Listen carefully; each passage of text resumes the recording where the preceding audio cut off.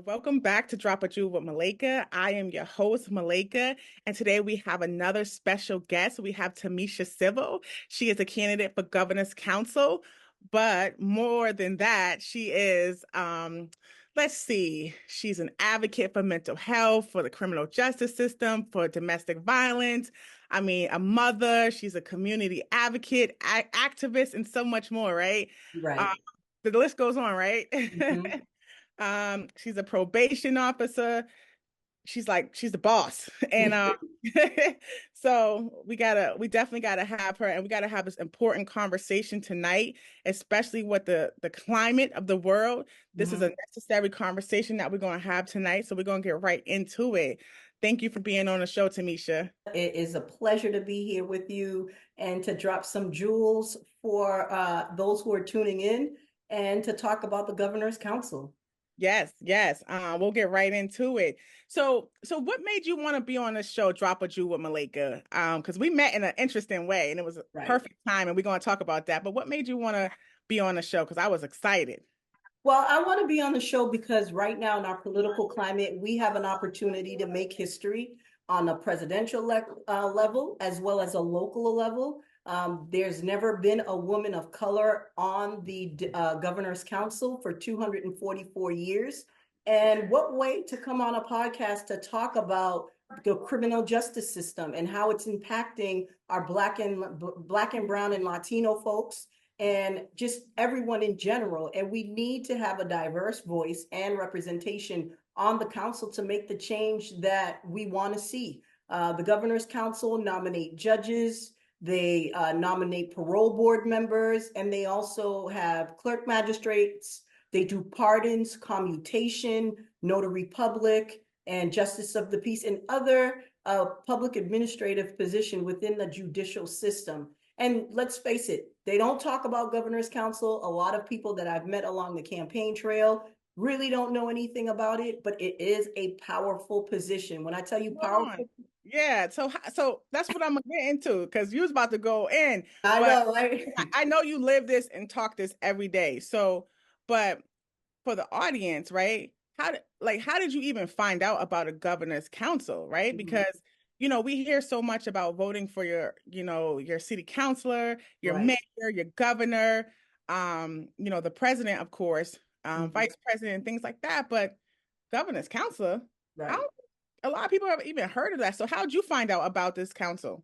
So I found out through a woman who's already a governor's council member, Hmm. and she knows I work in the court. I've been working in the court for the last decades, alongside of judges, clerk magistrates, defense attorney, and assistant district attorneys. I work with police officers, so I work in the courtroom 8 hours a day, 40 hours a week, alongside of judges. And this particular position in District 2 is open, meaning there's no incumbent that's currently sitting on Hmm. the council. It's been 2 years since it's been vacant. She reached Wow, out, she was like, you got the qualifications, we need a woman of color, that's right.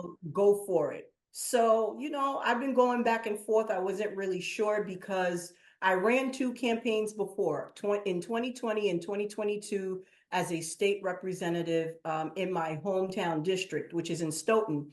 And I came short because I was running against a 30 long-term incumbent. So, it's hard to beat someone who's been in office for 30 years. And Absolutely. then, I kind of got discouraged and then I fell back a little bit. And then this position came in. Somebody reached out. Somebody, I think. Exactly. They was like, I think you got what it takes. You never know. Just go for it. Yeah, And I here think I we think are. even more than that, the ancestors Exactly. called you because we met at the Frederick Douglass speech that we both were a part of in the Brockton area. Mhm. And it's just by coincidence we met, but we both had different lines of that speech. And Right. that was the first time I ever had read that speech in that depth, right? And Right. I said, whoa, the words was right on point, right on time. Mhm. But when I had got the request to do the speech, it was like when the ancestors call, you got to answer, you got to accept that assignment. And so meeting you was really important when you started talking. I know sometimes when you're talking and it was raining, it was kind of busy, but I was like, hold on, I heard what you were saying. And I was like, I said, you said you was the first woman of color.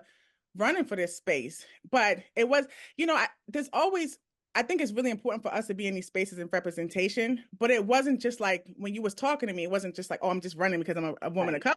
Because I think running because you're a woman of color is part of it. But the Hmm. next layer was like, yo, your passion was there. Right. Talked about like how the unjustness that your cousin had faced. You Yeah. talked about your connections to the community, Hmm. so that was the other layer. So I love representation at the table, but I love the representation that not only looks like me, but thinks Right. like me, that thinks about the needs of the community, right? Not just saying, hey, I'm this person of color, right? And all too often, I think in politics, that's where we go sometimes instead of just saying, hey, what did this person say they was going to do? What did Right. they say they was passionate about? What did they Hmm. say they cared about? And I felt that in your energy. You know what I mean? Yeah, and you know what? You hit it right on the nail. For me, I don't consider myself a politician. I consider myself a public servant, right? Number one. Two, my mom always instilled in me when you see someone, you don't know what they're going through, That's introduce right. yourself, acknowledge them, say That's right. hi.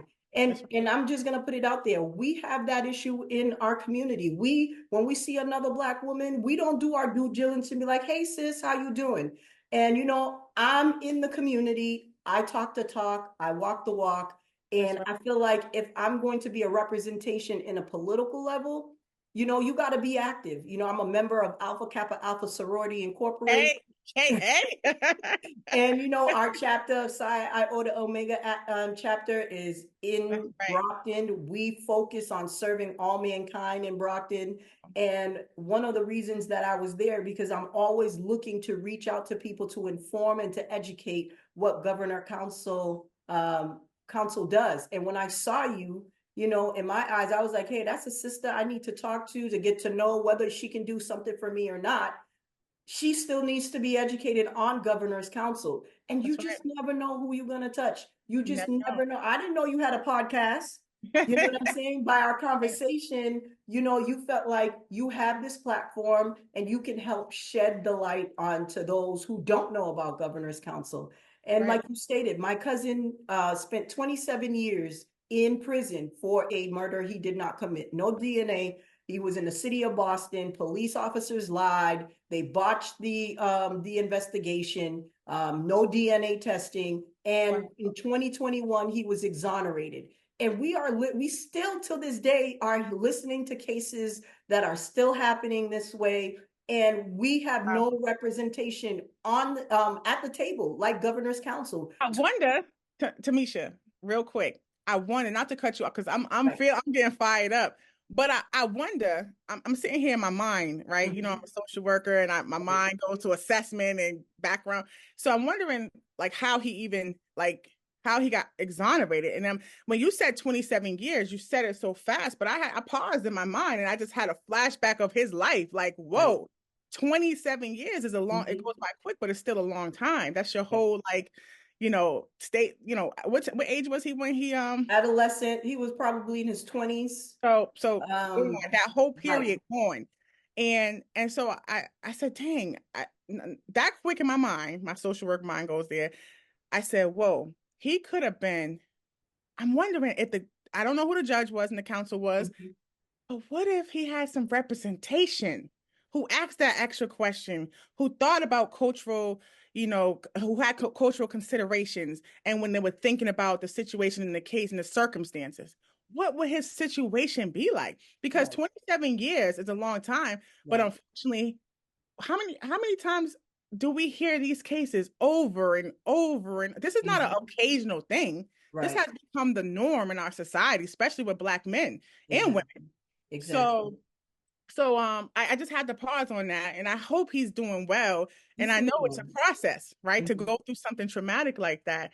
How did he get exonerated? The Innocent Project, those types of organization that's willing to Wow, put up cases, to talk about, to go over finding an attorney who is dedicated to doing pro bono work, just reaching out, and he was advocating for himself in prison, just keeping himself busy, reading, getting caught up on cases that is similar to his. the And bloodline. but exactly. And most of all, faith and prayer. My family is a family of faith. His mother passed away. He couldn't even go to his mother's funeral. Wow. A lot of parole board hearings was being denied, and all in all, he was innocent. So, when we have these kind of situations and you see a young person looking to be in positions like a political position, such as what I'm running for, why not support? Why not learn about the position, one? Two, and go out and vote. September 3rd is the primary, and I cannot tell you, there are some people that I get encountered with. They were like, "Oh, I don't do that vote. Oh, I don't vote." But why? You don't vote until something impacts you or one of your loved ones or family That's right. members. That's right. Something happens to you. But for me, it happened to me. But I changed it to a positive. Change it to a positive so that I can be a member of the council, so that I can make sure when attorneys come to me trying to be a judge, I can ask them these hard pressing questions. What do you know about the community of color? What do you Yes. know about the LGBTQ? What do you know about women's rights? Nobody's Right. asking these hard questions as far as what is your legal background. What is the process then? So, like, if no one's asking the questions, first of all, why is no one asking those questions, right? Because these are supposed to be the people that represent and put people in position. So, why no one asking those questions? Well, let's think about it. No woman of color on the council. It's only one particular color. Majority of the time, those who are seeking judgeship are white attorneys, white corporate attorneys, and those are the ones who are getting on the to become judges. Let's face it. Harvard had a research. Less than 13% of judges are people of color, and we Mm, know why. Because we don't get a fair shot. right. So these are the things that are happening behind closed doors that people don't know. And especially people don't know about the council, and people like it that way. Feel like it's like a I feel like it's like on purpose that way too. I feel like it's almost like the Illuminati. Like, Mm, and I say it in a way of like, yeah, you have like the visual, right. like for your mayor, your governor and all that stuff, your city council, but this is like that secret kind of Hmm. because everything have to go through a judge. You can't do Exactly. nothing moving in this world without no judge. Exactly. Like you want Exactly. even I've been through court processes like as a social worker, and I've been like, damn, everything's emotion, everything Hmm. I'm like, for the simplest things. So Yep. everything got to go through a judge for the most part, And right? even though the judge knows what to do, or what, oh, I'll take it under advisement. We'll set another court date. You know what I mean? But really, do you really need to take it under Right, advisement? right, Do you really need to file a motion to get doctor records or mental health reports from a doctor when you clearly see this person needs treatment? Like, right, these are the things that, you sit down and think, be like, is this really happening? Like, right. certain things are common sense. And when you don't have a person that is experienced in the community, knowing what mental health or substance abuse is all about, they're going to go by the book, and they're going to keep filing motions. They're going to keep going under advisement But because every time there's emotion, that's part of the business too, right? exactly, It's exactly. And it hard. prolongs. It's, Cases can go on for a year, 2 years. And I'm like, really, this person, you can clearly see that this person needs help. Let's put them in treatment program and see if we can get them back into society instead of wasting time and money. so And you're boots on the ground. You got that different perspective where you have you're in this space 40 hours a week at least at minimal, right? mm-hmm, 40 hours a week, you're in the court, you're in the system, you watch things, you've seen things, you're part of, some of these processes, right? But number two, you're also boots on the ground. So you have this unique perspective right. what from what you're sharing me, but when you're thinking about mental health and women's Mm-hmm, health and the, unjust aspects of the system, you're actually in these spaces. So you right. can come back and say, you know what, I think, no, I think this is we should take a different approach on this, right? Mm-hmm, Versus mm-hmm, like just having this, I think part of it is that when you're connected, your values are different, right. and I think when there's a disconnect, right, the values are different. Priorities. I do a lot of teaching around ethics, and Mm-hmm, what I notice is that people move based on they prioritize things on their values, right?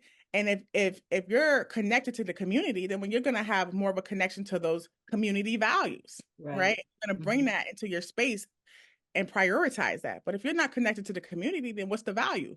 exactly. And like I said, I have lived experience, that's through my cousin, professional experience working in the court.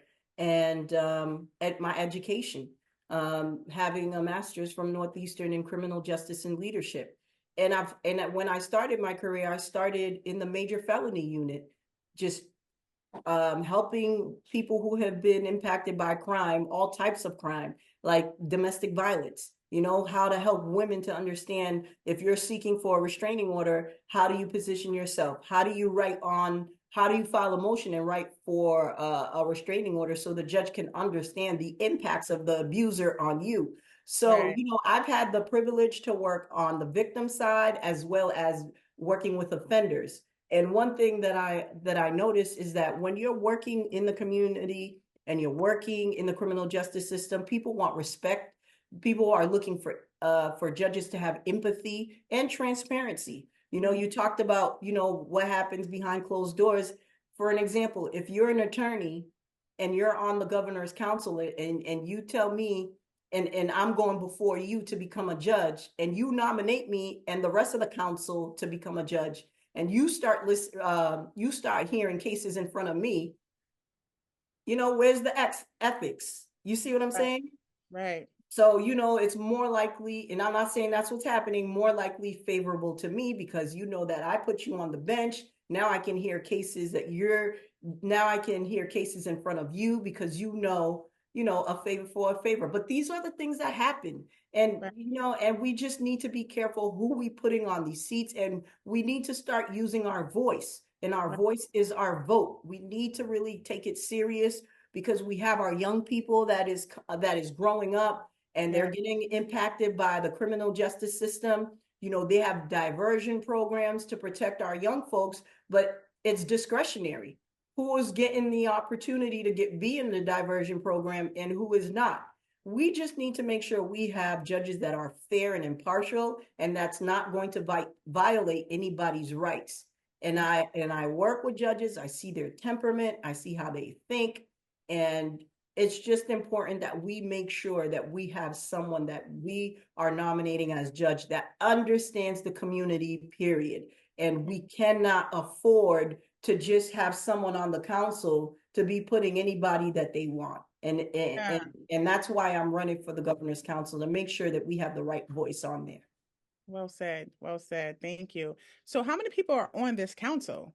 So there's 8 districts and there's 8 councils, and one of them is the one that I'm running, which is an open seat. There are 4 Democrats running, including myself, but I am the only woman of color that is running against the other 3 and 1 Republican.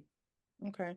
And so, all right. So, let me ask you this: is just so people can feel like connected to like or motivated, right? Mhm. To to take action as far as being a part of that vote for governor's council. So, if a if there's 8 people on the governor's council, right? So they get to vote in like a judge, right? Like Right. a next Mhm. judge.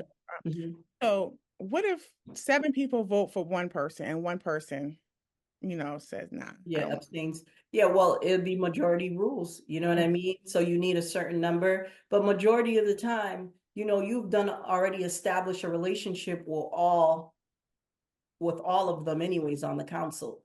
And if one council member, it's like a relationship that you have with a friend. If Mhm. you have a counselor that wants to nominate someone and you guys are friends, y'all gonna make sure that we all vote for your particular person. And if I come with someone with a recommendation, I will also would want you to vote for that person as well. So it's kind of like working together. um and it's having a unanimous vote, making sure Yep. that this Gotcha. person Gotcha. um, gets in. Yeah, I got it. So, what would you say to a person like, because a lot of times people feel like, well, it's all rigged, or I don't want to vote, my vote doesn't matter, it doesn't count. And then young people, right? Like young Mhm. adult and across the lifespan, but especially young people might be like, you know what, that's not a priority for me. I don't really care about that. That's for my mother and them or my family. I don't get into that. What would you say to somebody like that?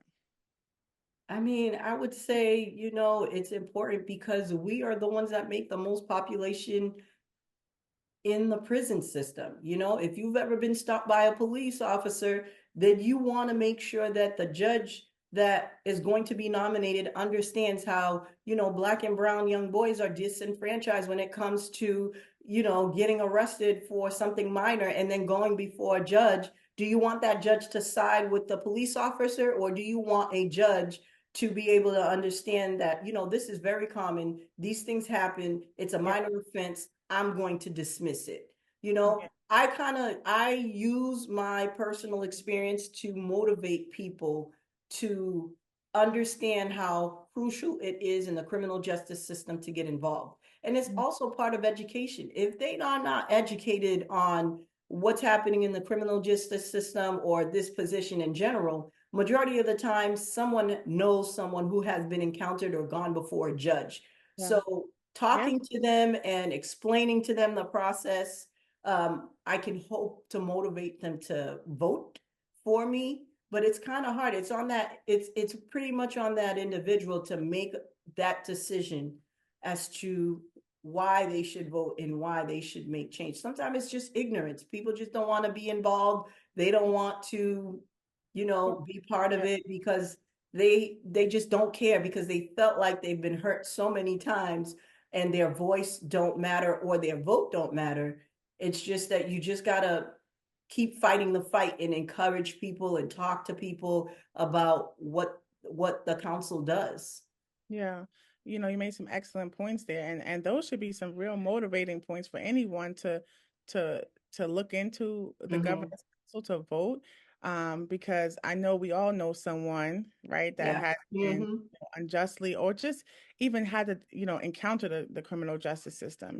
These are our family members, friends, neighbors, so I think it's really important that the information is there. And that's one thing I don't like to do sometimes is fear monger people like just vote, just vote. And a Right. lot of times people don't understand what that means, right? Mm-hmm. And so I Mm-hmm. appreciate you for breaking that down. Like, well, have you ever, if you have experienced this, well, wouldn't you want the person that you have to sit in front of the judge, you have Right. to sit in front of to understand or be connected so I think breaking it down that way, I think that helps people get the information they need because I'm all about self-determination, right? So people can make informed decisions.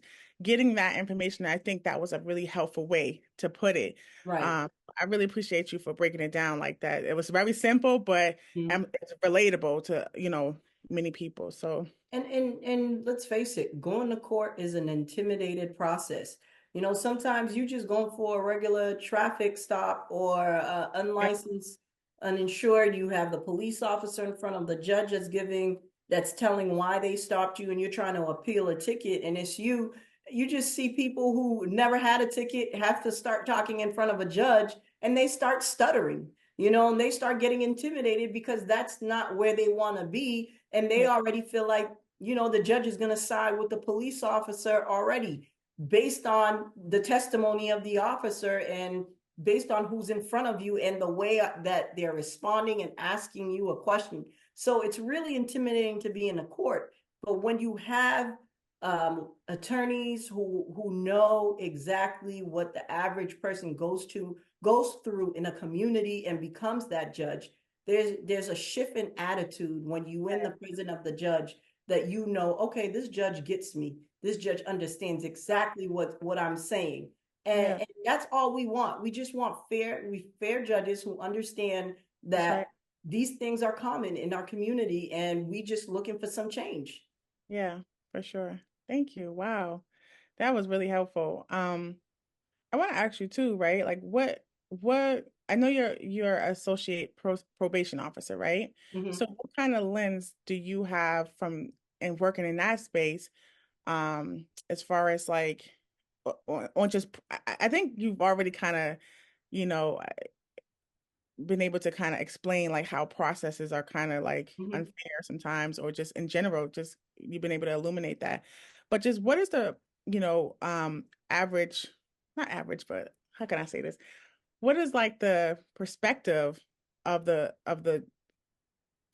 governance council and just in general from a associate that I don't want to say the average associate probation officer, but in Mm-hmm. general, like how do probation officers look at this process or I guess you can only speak for yourself, but Right. how would you say like you look at this process from a probation officer's lens? Perspective. So as an associate probation officer, my job is to help people who have committed time re-enter into society but making sure that they complete the condition that the judge has set forth for them to be able to go back into the community. So, for example, I work with mental health and substance abuse offenders.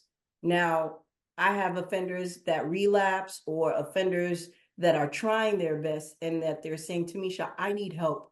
Please don't let the judge put me in jail because I'm just going to get worse. So I hear these things occasionally as someone who is supervising someone in the community. I know that if I provide a treatment program, say for 16 weeks or inpatient or outpatient, that will really work with this individual, then I know that incarceration is not the key for them. But some judges, if they don't have any experience or knowing about substance abuse, or Right. don't have any understanding of how it feels to have a loved one or a family member or a friend that is impacted by substance abuse, most Right. likely they're just gonna go with the book. But Right. judges have discretion, and I know that when I am vetting a judge, when I'm vetting a judicial nominee to become a judge, there are certain questions I can ask this individual to see how empathetic they are for people with substance abuse, or if they've worked with organizations in the community. Do they have any experience working with people with substance abuse? What kind of cases that they've worked on in regarding substance abuse, and what are some of the things that you did for your offenders or victims that have been impacted by substance abuse? Wow. And that way, that will tell me whether or not this person who's becoming a judge will know that they have other alternatives to help someone instead of just jail, jail, jail, when jail is just going to make them worse. Wow. Tamisha, this is, I'm still like blown away from like the processes and just going through Mm-hmm. like you literally do an interview and assessment of the person, like, all Yes. right, and you know the right questions to ask. Why would someone say, all right, so it sounds like you have really good experience, you have the education, you Mm-hmm. have the I say the community knowledge, right? Like understanding and connection to the community, Mm-hmm. um, and in many ways, right? And also the family, right? And systems. So why would someone say, well, I don't think she's qualified? What do you think somebody would say? Well, I think, well, first of all, you don't have to be an attorney to become a governor's council. There are school committee members right now. There are people who are local leaders in their own community. There are some attorneys. Anybody who has legal and criminal justice experience, or you can be a mental health professional, you can be part of the council. And that's what people don't know because they're not educated on what Mhm. the governor council is. You could be a police officer and be part of the governor's council. As long as you have criminal legal experience, you Yeah, can become a governor's council member. Given the fact that I've been working for the last decades alongside of judges, the only way that someone would say I'm not experienced is because they don't want representation. There's yeah, no reason why would that I feel someone would say, well, she doesn't have experience. Actually, I do. I have lived experience, I have the education, and I have I have the education, live experience, and professional experience. And I'm a woman of color, and those who are impacted in the prison system is mostly Black and brown and Latinos. And the reason why you don't want to see change is because you don't want somebody who has the knowledge to bring the change into the council. So I'm qualified.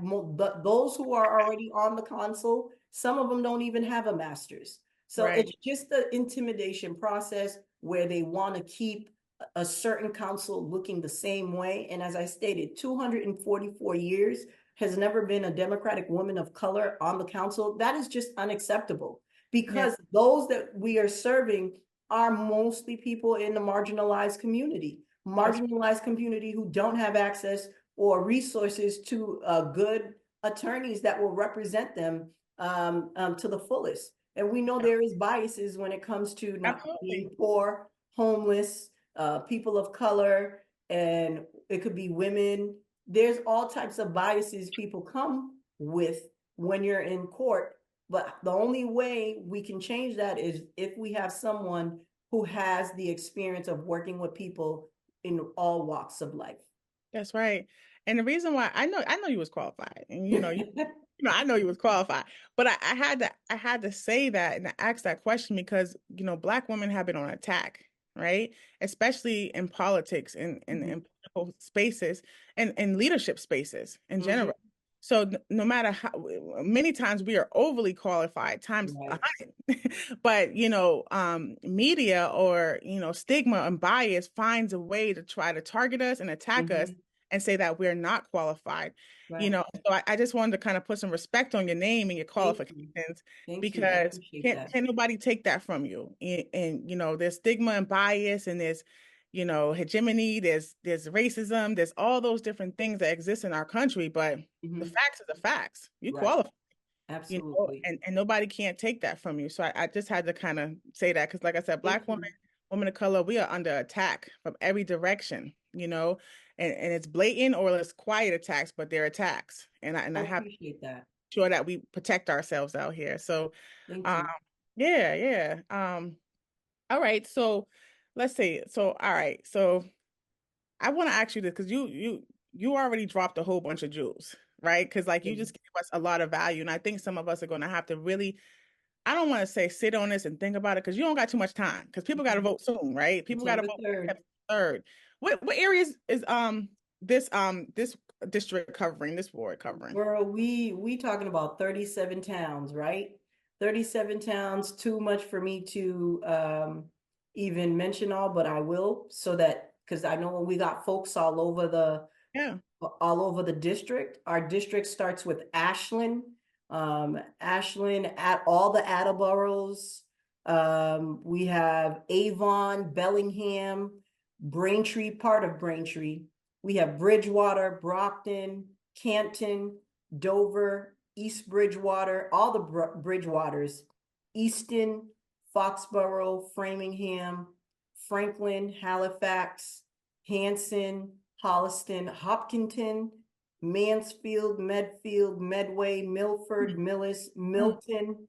Girl, it's a long yeah. list. Natick, Needham, Norfolk, North Attleboro, Norton, Plainville, Randolph, Sharon, Sherborne, Stoughton, and Whitman and Rentham. But what's good about it is that I'm representing towns that have a large majority of Black and brown folks.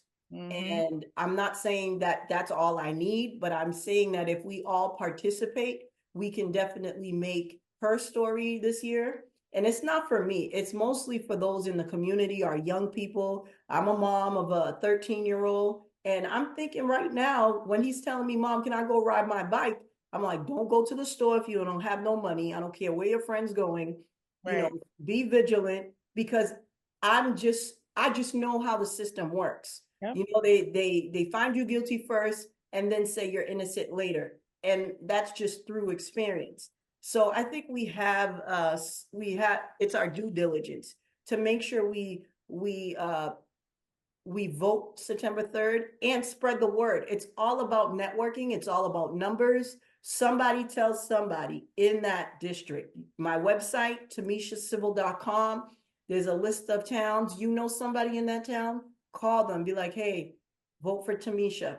It's simple. It's just we have to make history this year on a local level and on a presidential level because we are qualified, we are capable of doing it, and we've been disfranchised a lot in our political system. I'm sick and tired of people popping up on events just to say, here, yeah, I'm here with you. And then after the election, you don't see them again. That's And right.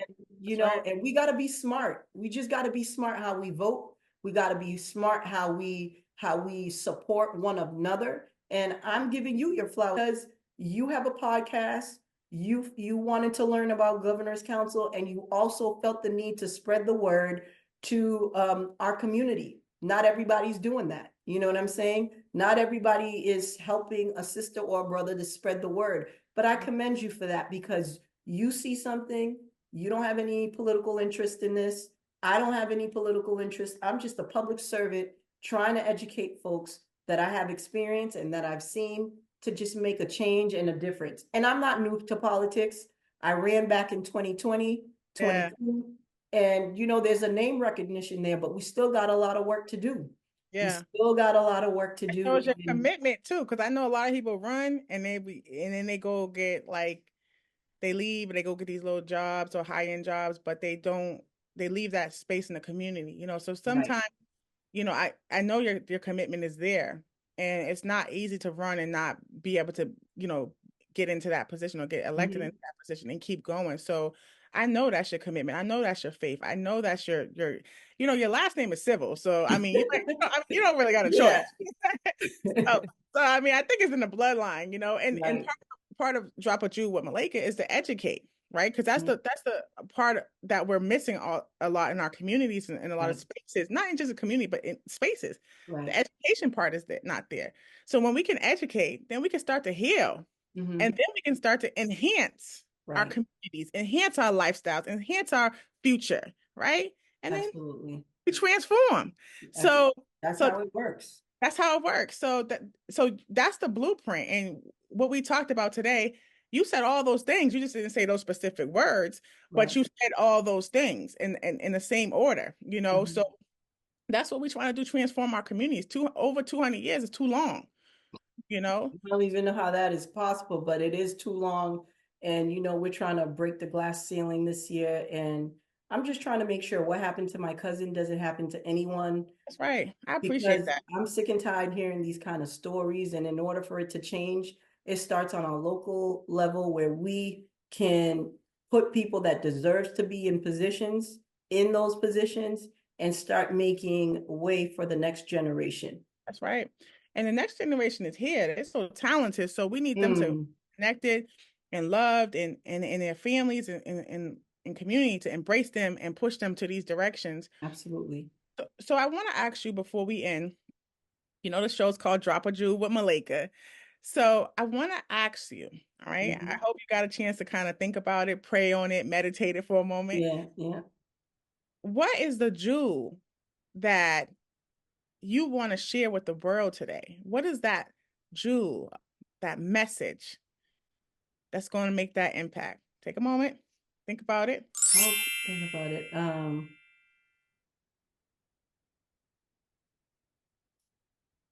The time is now. Mm, The time is now. The time is now for us to stand against injustice. The time is now to give our Black and Brown folks a fair shot in everything that was taken from them, which is their voice. And their voice is their vote. We got to stand up September 3rd, vote for Tamisha Civil for council, and make sure that we can make a difference together. Not for me. This isn't for me. This is I'm just using my education and my experience and um, my professionalism, and I just know what to see. I just know what to look at, and I've worked with judges. I'm just taking that baton forward because I have the tools, which mm-hmm. is what I stated, and those tools are to help those who can't talk for themselves, who can't get an attorney to advocate for them or understand where they're coming from. That's right. So I want to make sure that we have someone who is going to stand 10 toes down And toes. to get a judicial nominee that understands what it means to be a judge, and to give other uh, attorneys that are in our community that is doing the work, whether it's immigration law or whether it's helping women with domestic violence or divorce, because judges listen to all kinds of cases, civil cases. We have some great attorneys in our community that people just don't pay attention to, leave them on the wayside, but that is doing the work, that just needs an opportunity to become a judge. And I want to be that person because I love the underdog. I love to support the underdog. Those that they forget in the community, I love to support. And once we can get someone on there, I can start letting people know, hey, there's a judgeship application available. You should apply. and then give them that opportunity. I'm not saying I can make a miracle, but what I can say is that I can make sure that everyone has an opportunity to just even apply to try to become a judge in our district. That's right. The time is now. Yes. Wow. Um, well, that was well said. Thank you. Thank You're you. welcome. So if folks want to get connected with you, and know more about what you do in your works and Mhm. just campaign and just in general, if they want to connect with you, how can they reach you? How can they contact Sure. you? Well, I'm running a grassroots campaign. As they say, if you're a woman of color, you don't really get the support that you need, especially when you're running for a political office. I'm running a grassroots campaign. If you would like to donate anything, there's no small amount. You can go to www.tamishacivil.com. You'll be able to, if you want to volunteer, you'll be able to fill out a form. If you want to do phone banking, if you want to do canvassing, we have less than 3 weeks, but we can do a lot within those 3 weeks. If you That's have a wide network of people that you can share my information with, let me know. And then we can get the information out to you. Any help that you can give, go to my website, www.tamishacivil.com. Volunteer, donate. I welcome it all. Thank you. yes. Let me, Tamisha, let me ask you, because when you were just talking, you said um about women and women of color needing like support. You know, Mm-hmm. just a few weeks ago, there was that call. Everyone got that alert for that call, like, hey, jump on this Zoom real Mm-hmm. quick. Mm-hmm. There Mm-hmm. was 44,000 Black Yep. women that got on that call. Mm-hmm. You on that I call? was on that call. I On that was. call? So we was I on that was. call. We was And on that call and together. Had to and I didn't. bounce out for. I was bouncing back and forth for a little bit, but I finally got in. Yeah, no, for sure. But to see, I didn't even know what it was about. But I Mm-hmm. just knew I got the, hey, get on this call. All right, I'm there. Mm-hmm. But I said, wow, if we can get that many people on a call, that many Black women on a call, Imagine what we can do. what else can we do? Mm-hmm. So, there's nothing that we can't do for each other. And especially we did that in a couple minutes, right? Right. Everyone got jumped Right. on the call in a couple hours. What can we do? So 3 weeks, I don't want to hear from nobody talking about 3 weeks, we don't got time. Mm-hmm. Mm-hmm. We Mm-hmm. can get on that call and make the power moves that were made. We didn't even know what we was getting on the call for, half of, Yeah, well, most of us. That was beautiful to it see is. women, Black women, just humanity come together. That, Love, most important love, the love that was on that line. If we yes, can only emulate that for every woman that is running in our local election as well, and just showing support where support is needed, there's nothing that we cannot do. And we will know that once we elect our first Black president woman on in office, that's right. because the amount of support that I'm showing that our future first lady president is doing, mm-mm, it's a wrap from there. Like I also think she's paving a way for women right now who are running for office. That's So right. it's just important that we put in the love in all four corners Mm-hmm. of our local politics that we are doing now, and just keep supporting people where you can support, but just don't be like, oh, I don't have time, oh, I don't vote, I don't do that. Time You, is now. The time is now. the time is now. Yes. Yeah, I had a saying, and I know we got to go, but I have a saying. When people feel like, oh, this don't apply to them, or I would say, you know what? Me today, you tomorrow. I Okay? say that all the time. The criminal justice system is a revolving door. One minute you could be a victim, the next minute you could be an offender. So that's why I take my job serious and I treat people with respect and compassion when I'm dealing with them, whether they're a victim or they're an offender, because you don't know what tomorrow will bring. So you That's right. got to be careful how you treat people, because today is that person, tomorrow it could be you. That's right. Wow. Wow. Well, Tamisha, I really appreciate you for being on our show today. Thank you so Uh, much. Yeah, this is, and we gonna try to put together a We're call. We gonna gotta make put together history. a We're gonna call. make her story. Yeah, Let's her make her story. story. Yeah, so folks, I will put Tamisha's information, drop this socials and everything like that once we post this. So I can't wait. And we got you. All right. Thank So you. Thank you for having me. you're Appreciate it. welcome. You're Thank welcome. you.